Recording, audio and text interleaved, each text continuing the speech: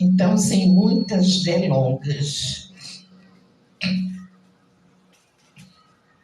eu vou fazer uma oração, porque nós sabemos que a oração é a mola que move o coração de Deus. A oração é que nos conecta com o Senhor, com a Trindade. Eu oro por todos os que estão nos leitos neste momento, por aqueles que não estão nos leitos, mas estão doentes de alguma maneira, do corpo, da alma, tendo que enfrentar grandes dificuldades por conta das doenças materiais. Por esses eu oro e pelo Rio Grande do Sul, por uma parte de Santa Catarina, mas mais o Rio Grande do Sul, que nos programas televisivos nós temos visto como está aquele estado. O estado sofreu muito e continua sofrendo com as chuvas, porque as chuvas voltaram e voltaram até com muito mais força do que no primeiro ciclone. Muita chuva de granizo.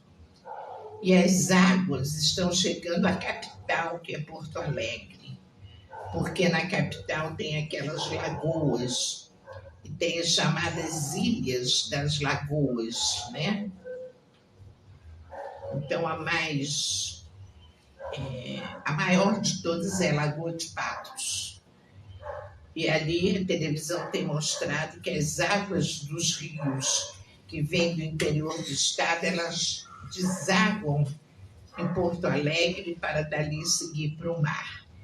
Então, as lagoas não estão mais comportando tanta água.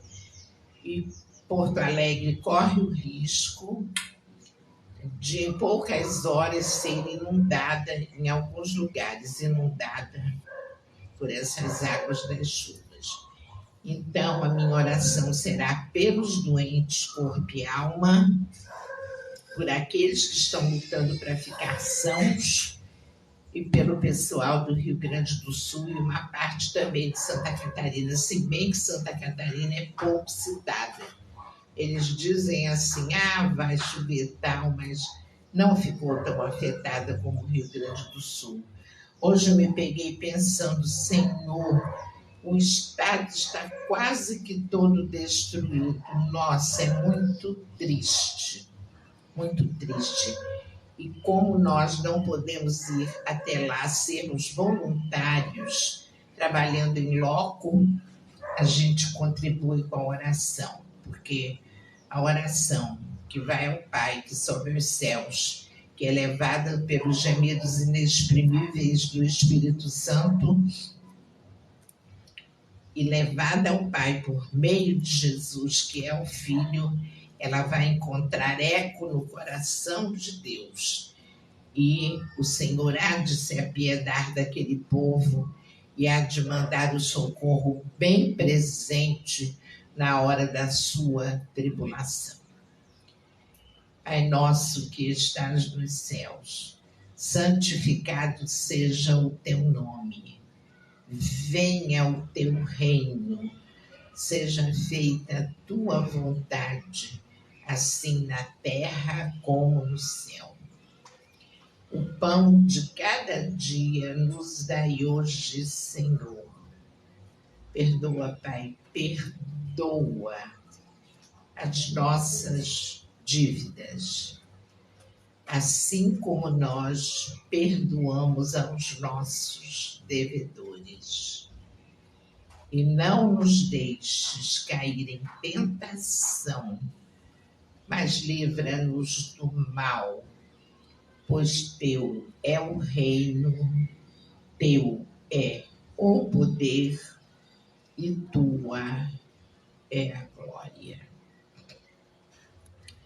Deus vivo, com a minha boca e o meu joelho simbolicamente no pó, Eu te suplico, por meio do teu Filho amado Jesus Cristo, unigênito, o nosso advogado junto à porta da graça, e por meio do teu Santo Espírito, aquele que geme por nós, traduzindo as nossas orações com gemidos inexprimíveis, eu te suplico, Senhor, que tu mandes o socorro bem presente para aqueles que estão nos leitos dos hospitais, nos leitos dos lares, nas enfermarias, nas UTIs, meu Senhor da glória.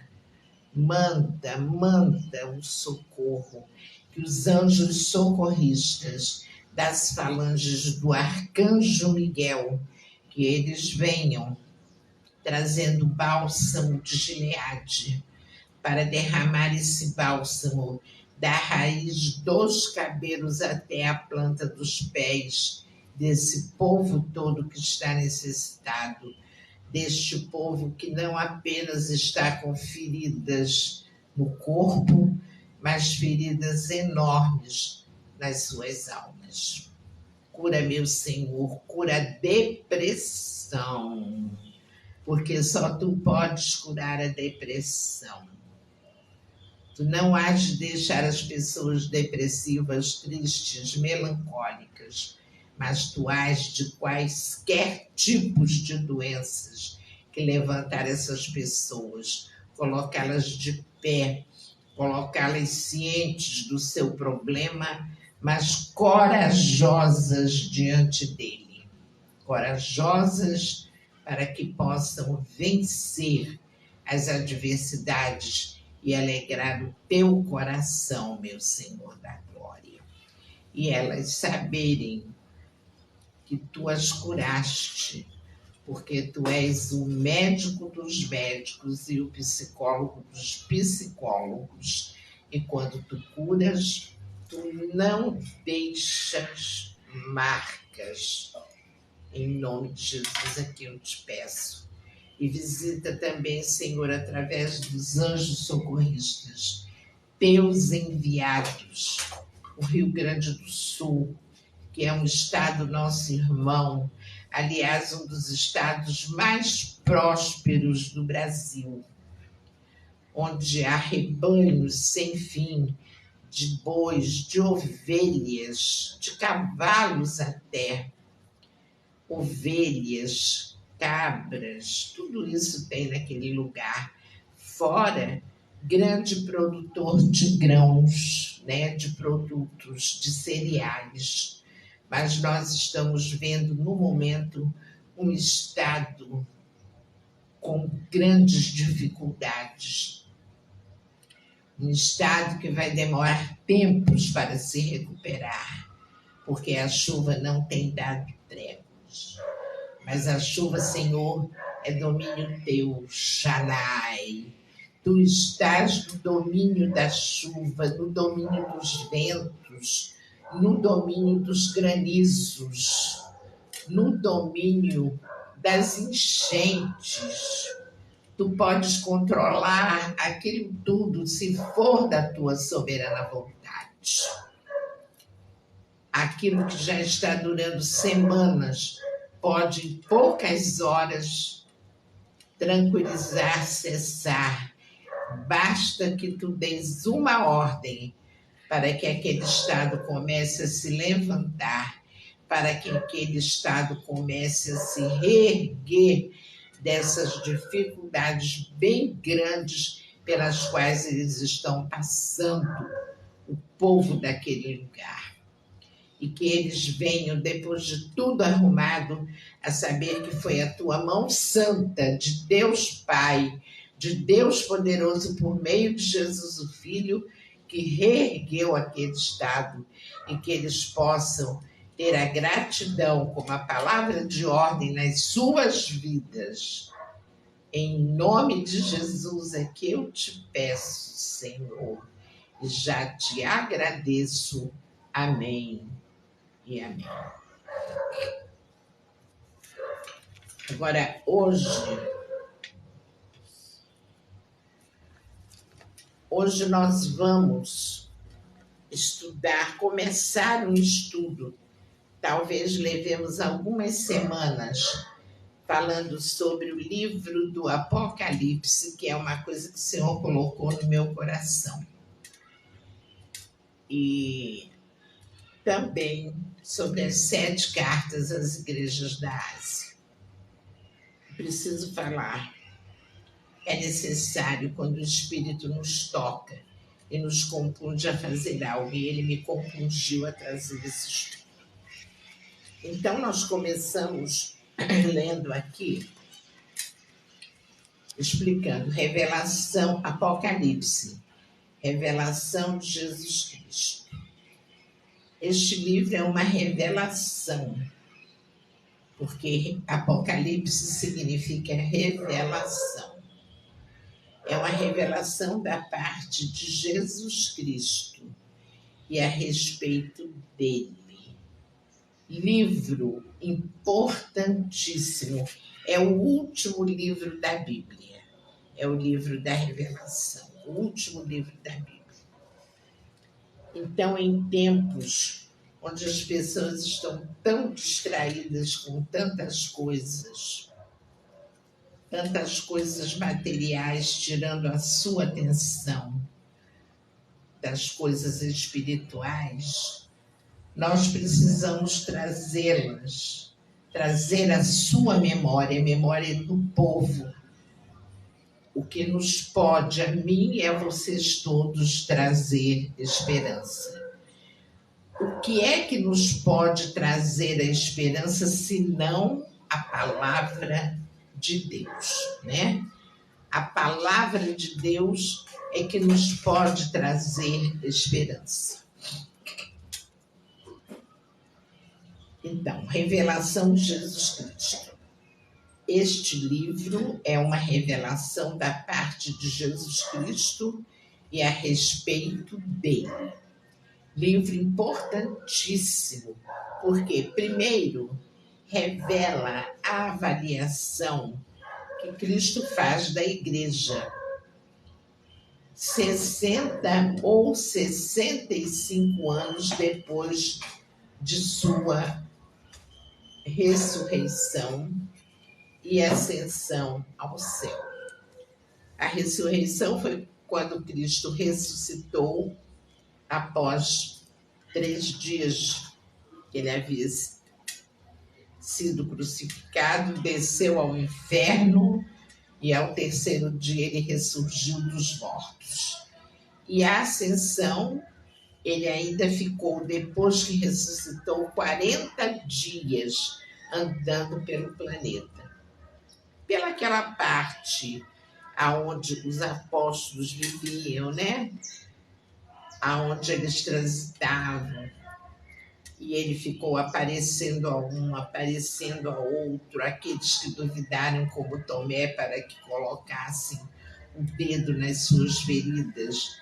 E depois de 40 dias ele ascendeu aos céus, ou seja, em corpo, alma e espírito, ele subiu aos céus, aonde está sentado à destra do Pai. Destra significa do lado direito do Pai, exatamente. Então, o primeiro é isso. Ele vai, Jesus, fazer uma avaliação dos 60 ou 65 anos depois da sua ressurreição e da sua ascensão aos céus. Avaliação de quê? Das igrejas que existiam naquela época, naquele tempo. Segundo, desvenda eventos futuros no tocante à tribulação, ao triunfo de Deus sobre o mal, à volta de Cristo para reinar sobre a terra e as bem-aventuranças do reino eterno de Deus. Vou repetir.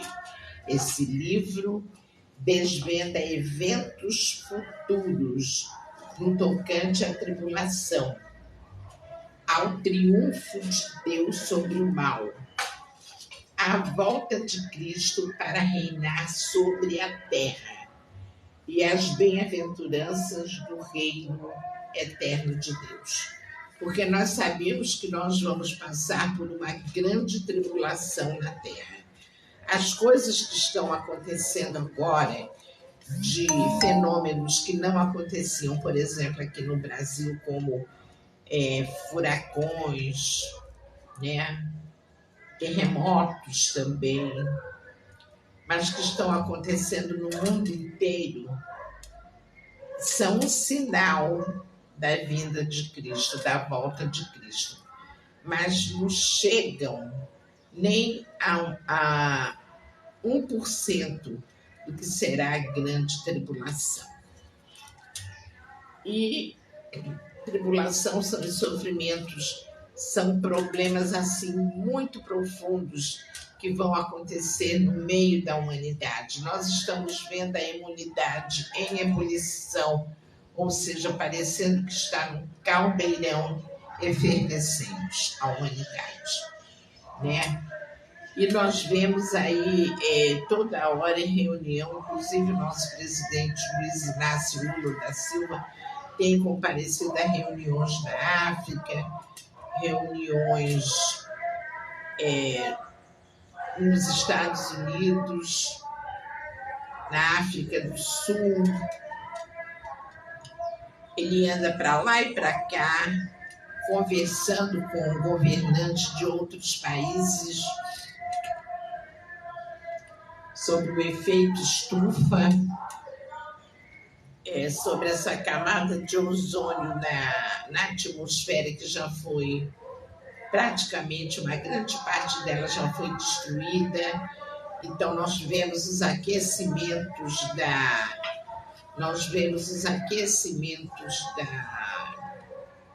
do planeta, né?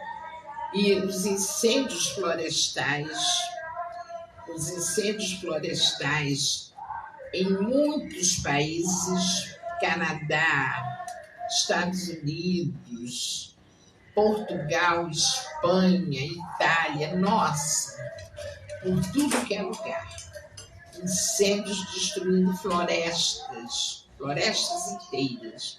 E nós sabemos que as florestas, elas são o pulmão do mundo, as florestas, sendo que a nossa floresta amazônica é o pulmão não apenas do Brasil, mas do mundo. Cada lugar onde há florestas, as árvores estão funcionando como se fossem pulmões da atmosfera para a humanidade ter um ar puro, né? E nós sabemos que aqui no Brasil todo ano tem incêndios. O ano passado foi no Pantanal, que destruiu grande coisa. Quando não é um incêndio, é um desmatamento sem medida, sem limite. Então, são muitos fenômenos que já estão acontecendo, antevendo a volta de Jesus. Jesus vai voltar, vai reinar sobre a terra, né? E serão proclamadas as bem-aventuranças do reino eterno de Deus. Bem-aventurado aquele que lê. Ler essa primeira bem-aventurança ou bênçãos que se acham no Apocalipse e que são concedidas àqueles que leem, ouvem e obedecem às coisas nele escritas. As outras 6 bênçãos acham-se em Apocalipse. Depois, essa questão das outras 6 bênçãos, depois eu vou entrar nessa seara mais especificamente e explicar cada uma para vocês. O fato de ser ordenado aos cristãos guardar os mandamentos do livro de Apocalipse indica tratar-se de um livro prático, de instruções morais, e não simplesmente profecias do futuro. Não simplesmente profecias do futuro. Ele é um livro prático de instruções morais. Haja vista quando Jesus ditou para João na ilha de Patmos as 7 cartas às igrejas da Ásia daquela época, elas ficavam mais ou menos onde hoje é o país chamado Turquia, no Oriente. Ali ficavam as 7 igrejas da Ásia. Jesus fala: quem tem ouvidos, ouça o que o Espírito diz às igrejas. É assim que ele fala. E ali ele vai ensinar as instruções morais para aqueles que ficaram, como nós, que vivemos em pleno século XXI, né? E não simplesmente profecias do futuro, não. São instruções de como você deve se portar para ser um cristão autêntico, um cristão que está seguro na palavra de Deus, seguro na rocha que é Jesus, e que você tenha uma conduta condizente com aquilo que é falado no livro. Então, é uma conjunção de matéria e espírito, né? Comportamento, um comportamento ilibado. Nós sabemos que não é uma coisa fácil, não é difícil, mas não é impossível da gente lutar para cumprir. Isso quer dizer que devemos ler este livro não somente, olha que coisa interessante, meus queridos irmãos, que devemos ler este livro não somente para compreender o plano futuro de Deus para o mundo e para o povo que habita o planeta, mas também para aprender e aplicar os grandes princípios espirituais, foi o que eu acabei de falar. Não é apenas um livro para mostrar o futuro, mas é um livro para aprender e aplicar os grandes princípios espirituais. Acima de tudo, tal leitura deve nos levar cada vez mais perto de Jesus Cristo, em fé, esperança e amor. Olha só que conjugação maravilhosa. O amor é tudo, é a base de tudo. Nós sabemos que sem amor nada do que foi feito se fez. Como assim, missionária Vera? Ora, se Deus não tivesse um profundo amor no seu coração, o planeta não existiria, o universo não existiria com suas galáxias, com seus outros planetas, com os satélites, com os asteroides, com os cometas, e vai por aí afora. Isso tudo foi obra do amor de Deus, numa construção magnífica, embora a nossa mente humana limitada, bastante limitada, ela não alcance tudo isso que Deus construiu, não alcance. A gente vê através de um filme, né? E esses filmes modernos, eles gostam muito de transitar por galáxias, por outros mundos, que eles chamam de outros mundos. Nós vemos o planeta Terra do alto, o planeta azul, porque ele é completamente azul, é belíssimo. Em vista e comparado com outros planetas que o homem já sondou, já foi até lá, como, por exemplo, Marte, que é o planeta vermelho. Então, eles não mostram nada.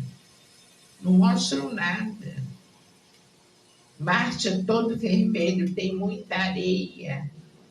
muita areia, tudo de cor vermelha, pesada, mas o nosso planeta, nossa, é uma coisa maravilhosa. São os mares, são os rios, as lagoas, os lagos, os riachos, as florestas, não é, meus irmãos? E você olhando aquilo torna, do alto, torna o planeta azul. Azul. Maravilhoso. Né?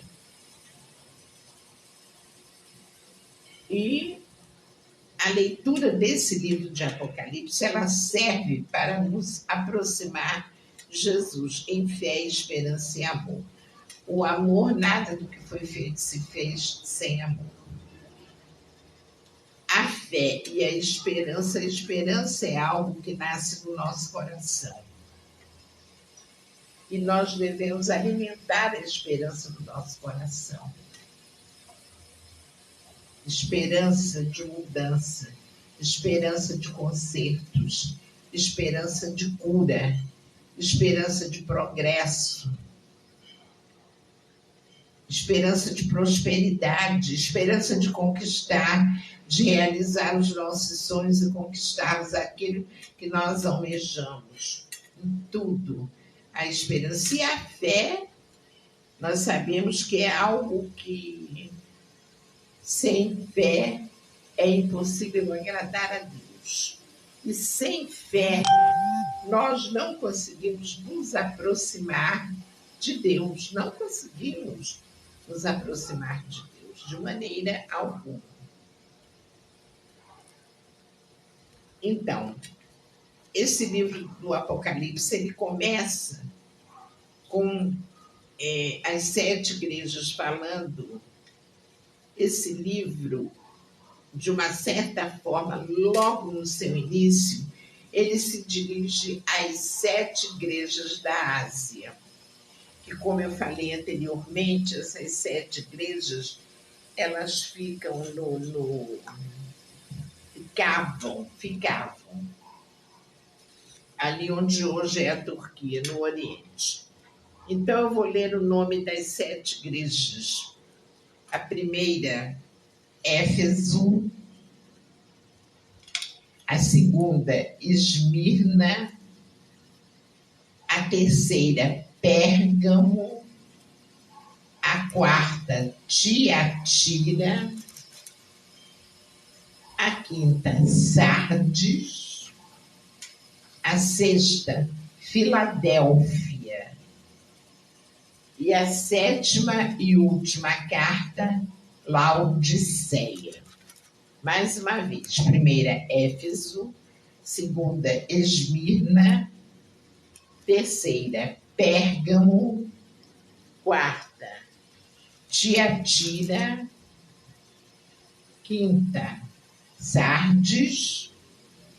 Sexta, Filadélfia. E 7ª, Laodiceia. O Brenner, por acaso entrou alguém? Não? Ainda não. Tá bom. Vejamos. O Apocalipse é dirigido às 7 igrejas da Ásia. Nome antigo de uma região que agora faz parte da Turquia ocidental. Cada uma dessas igrejas consistia de várias congregações. Essas igrejas foram provavelmente selecionadas por representarem a totalidade das igrejas daquele tempo, pois o número 7 representa um número perfeito. Aquilo que lhes foi dito aplica-se à igreja inteira. Lógico, o Senhor Jesus falou de coisas específicas a cada igreja. Quando nós começarmos o estudo da carta a cada uma das igrejas, nós vamos ver que ele falou de coisas específicas a cada uma, mas juntando isso num pacote Tudo que ali foi escrito se refere ao todo. São, vamos dizer, conselhos, são determinações divinas que vieram dos altos céus para as 7 igrejas e para as demais igrejas que havia na época em outros lugares. Tá, gente? Então, por exemplo, o que ele falou para a igreja de Sardes, por exemplo.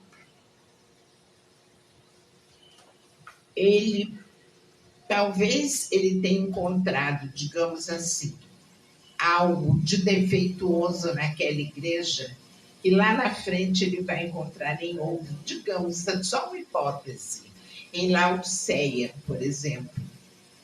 Mas o Senhor Jesus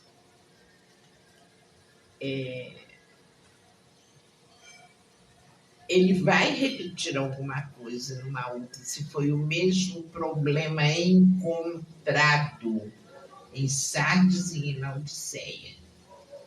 Mas há coisas específicas a cada igreja, há mensagens específicas a cada igreja. E essas mensagens somadas dão o todo para todas as igrejas da época. Tá bom, gente? Cada uma dessas igrejas consistia de várias congregações. Essas igrejas foram provavelmente selecionadas por representarem a totalidade das igrejas daquele tempo, pois o número 7 representa um número perfeito. Aquilo que lhes foi dito aplica-se à igreja inteira. Noutras palavras, as 7 igrejas representam todas as igrejas no decurso daquela era. Os 7 espíritos devem representar a perfeição e o ministério do Espírito Santo à igreja.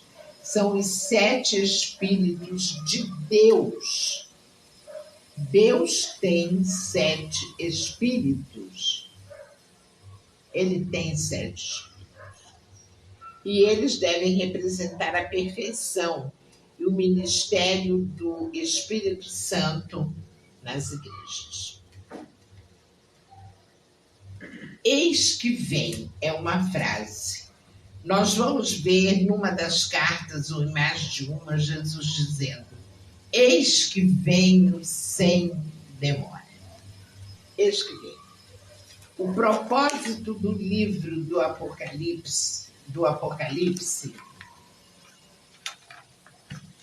é descrever o triunfo do reino de Deus quando Cristo voltar para estabelecer o seu reino na terra. Os eventos dos tempos do fim, vinculados à vinda de Cristo, são também descritos em Daniel, capítulo 7, versículo 13, e Mateus 24, versículos 29 e 30. Nós vamos lá em Daniel para ler. Daniel, deixa eu me marcar aqui. Vamos lá em Daniel, capítulo 7, versículo 13. Diz assim: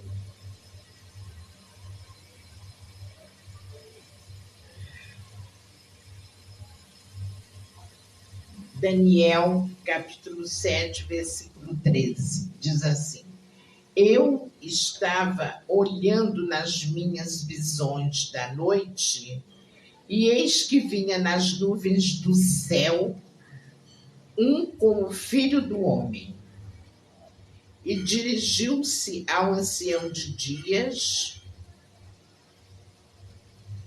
e o fizeram chegar até ele.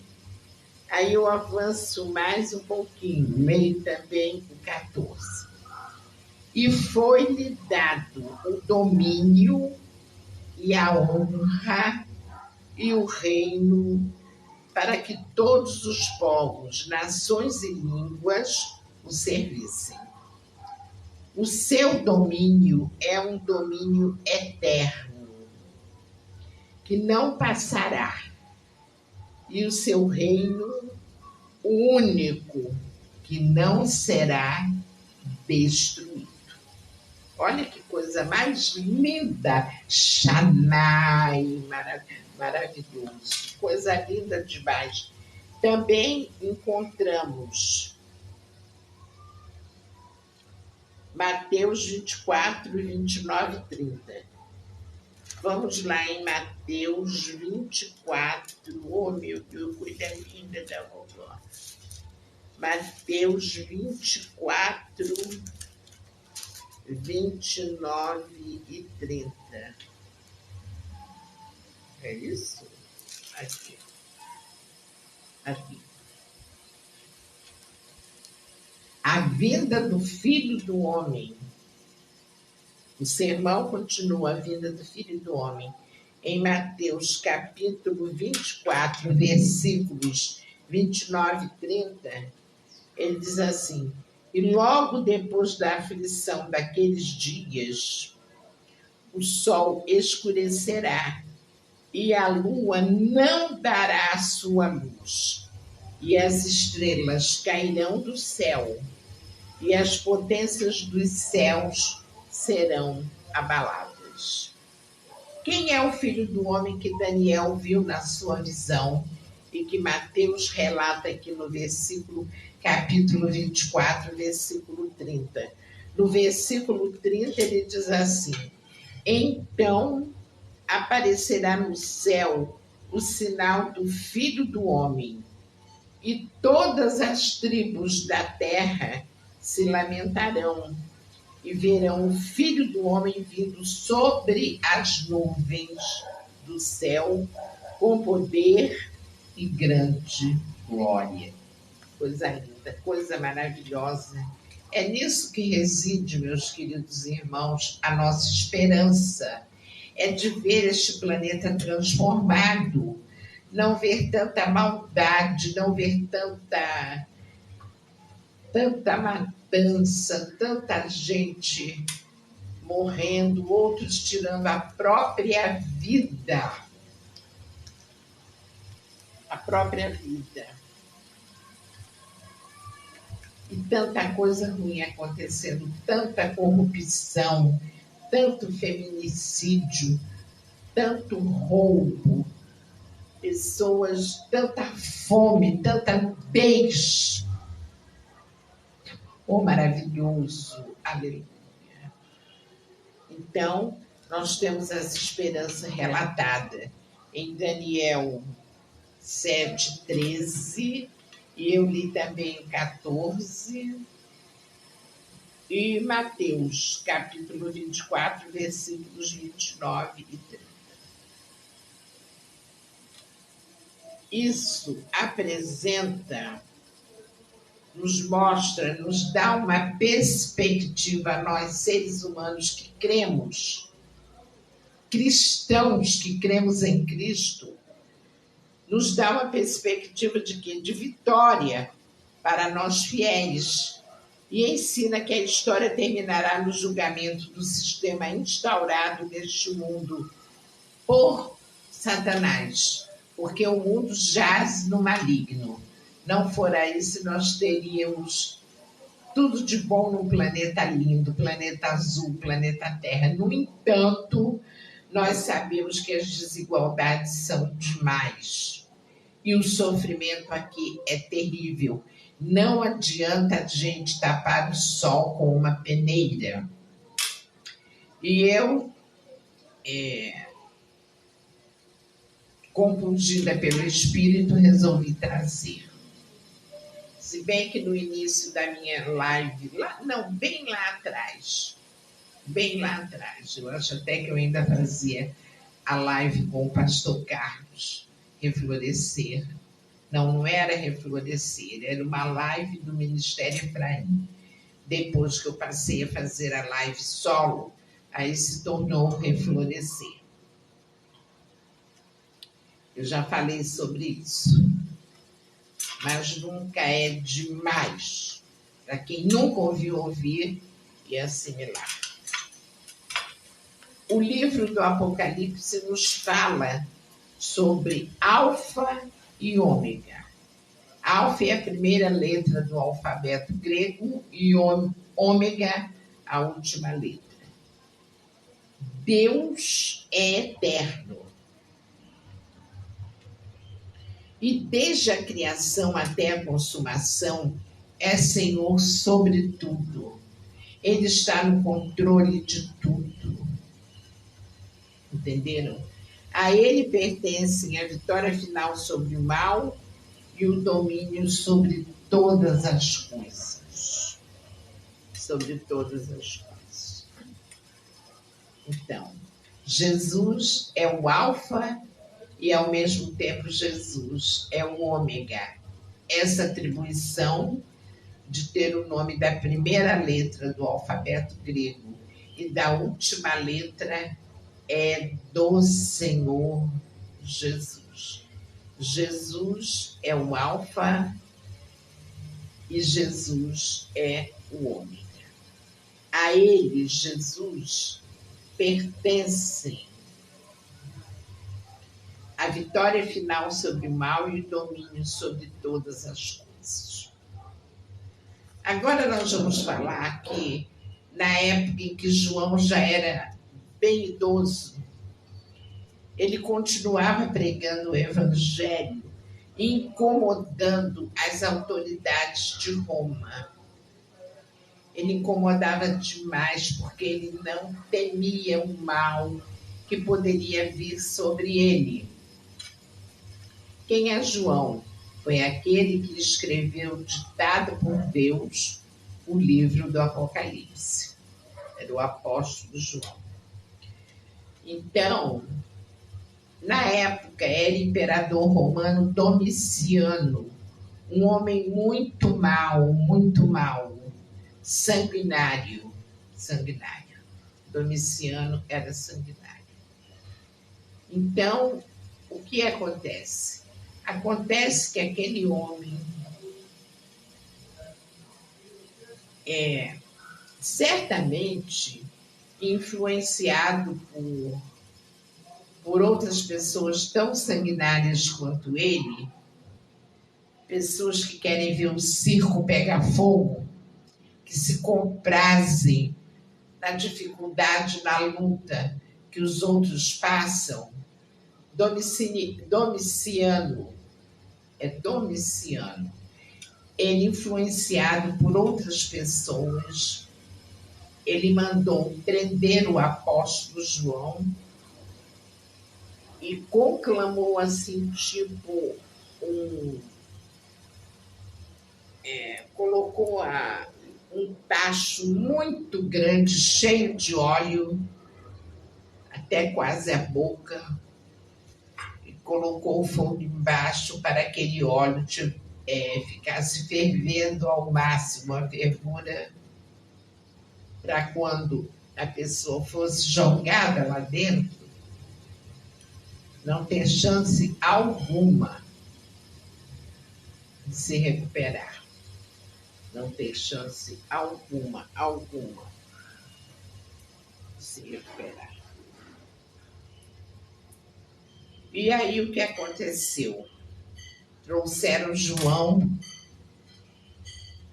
e como João não negou a sua fé,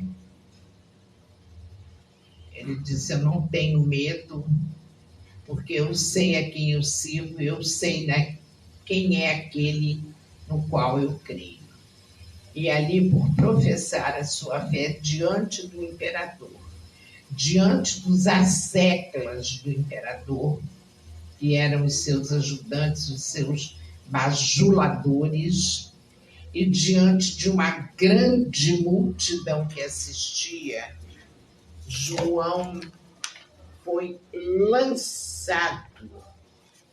lançado dentro daquele tacho de óleo fervente. E aí o que aconteceu? Aconteceu que João não estava só.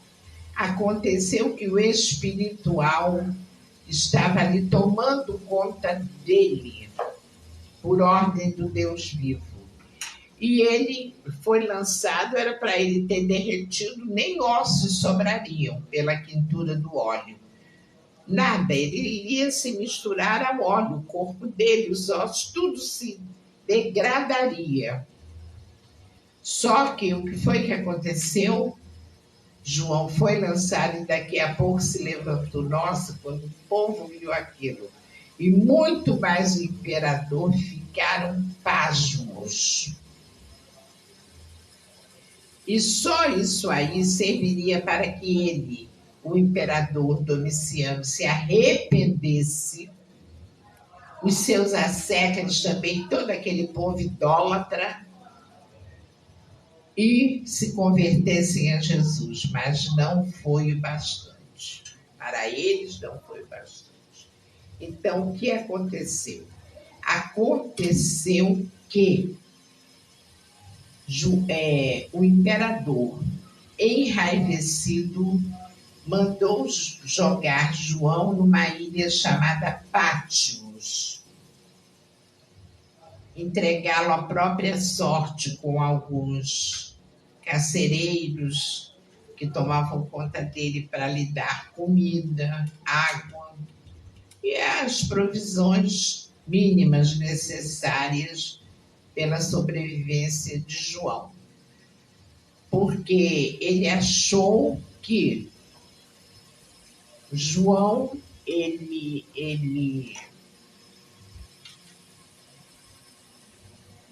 não seria mais um empecilho para o Império Romano, como era antes, que João andava para lá e para cá pregando o Evangelho, exaltando, ensinando o nome de Jesus, contando dos seus milagres e contando dos seus feitos. Então, o que aconteceu? Simplesmente, ali na ilha de Pátimos, João recebeu a revelação. E depois que nós tecemos os comentários todos sobre o início do livro de Apocalipse, nós vamos começar o estudo de cada uma das cartas às igrejas. Isso não vai acontecer hoje, porque nós ainda temos muita coisa a relatar, muita coisa a falar. Tudo isso em nome de Jesus, né? E ali, olha, foi demais.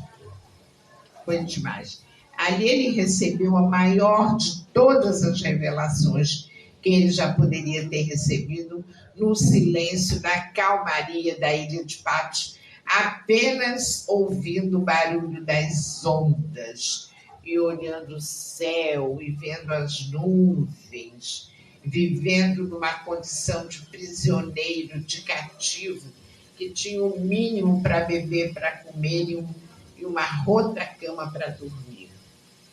Mas foi ali que Jesus o chamou. Foi ali que Jesus o levantou. Oh, meu Deus, que coisa maravilhosa!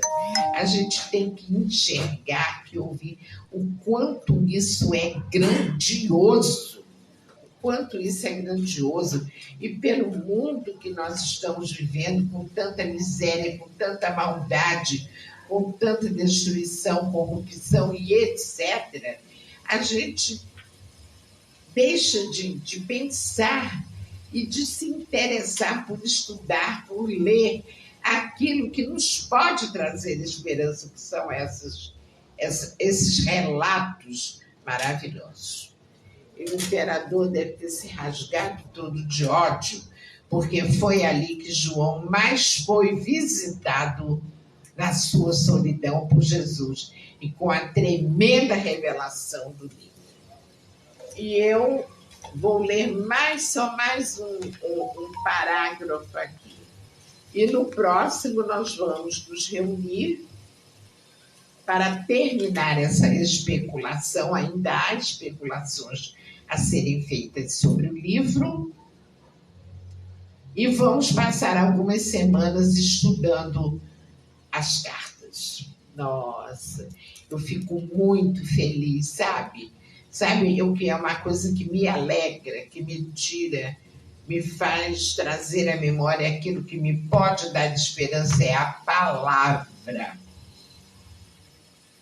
É a palavra. Em espírito.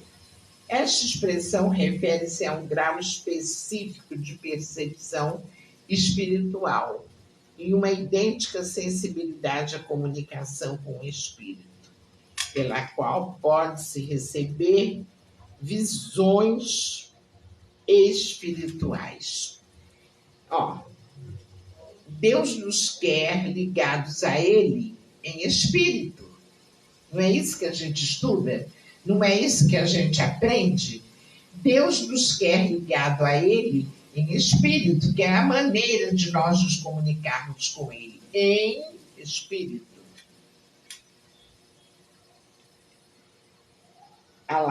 É quando a pessoa tem um certo grau específico de percepção espiritual e uma idêntica sensibilidade à comunicação com o espírito, pela qual pode-se receber visões espirituais.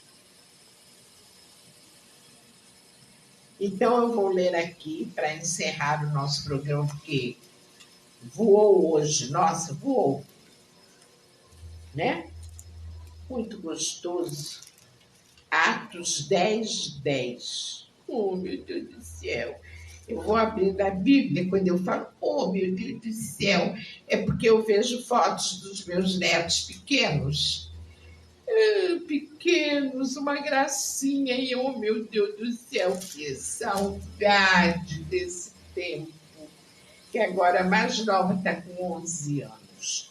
Atos 10, 10 nos diz assim. E tendo fome, quis comer. E enquanto lhe preparavam sobre, veio-lhe um arrebatamento de sentidos. Quando é que uma pessoa sofre um arrebatamento de sentidos que passa praticamente para uma outra dimensão espiritual? É quando ele está intimamente ligado com o Espírito Santo, preparado, pronto para receber as revelações que Deus vai ter para com ele. E aqui, hoje, nós terminamos o nosso programa. Vamos terminar essa sequência de considerações sobre o livro do Apocalipse na próxima terça-feira, e depois vamos entrar num estudo maravilhoso. Eu peço, meus queridos irmãos, que vocês divulguem para outras pessoas. Divulguem. Falem se gostaram. Deem o endereço virtual dessa live. Peçam que entrem. Entenderam isso? Porque é um estudo muito bom, um estudo muito profundo, e que não é comum. A gente pesquisa, vai a várias bíblias de estudo, pega um pouquinho daqui, outro pouquinho dali, outro pouquinho dacolá, para montar um programa bem feito, e um programa que tem conteúdo para oferecer para vocês. Então, não percam tempo. Todas as terças, das 17 às 18 horas. No nome santo, no nome doce, no nome glorioso do Senhor Jesus de Nazaré. E que vocês que entraram, que nós possivelmente só vamos ver depois, vamos saber quem entrou, porque depois, às vezes de um dia, 2 dias, a gente procura e encontra fulano, Beltrano. Eu digo muito obrigada, de coração, muito obrigada, e lhes desejo um restante de semana abençoadíssimo, com saúde, paz, tranquilidade, prosperidade, que é coisa que faz bem, e no amor ágape do Senhor Jesus de Nazaré nos nossos corações. Amém.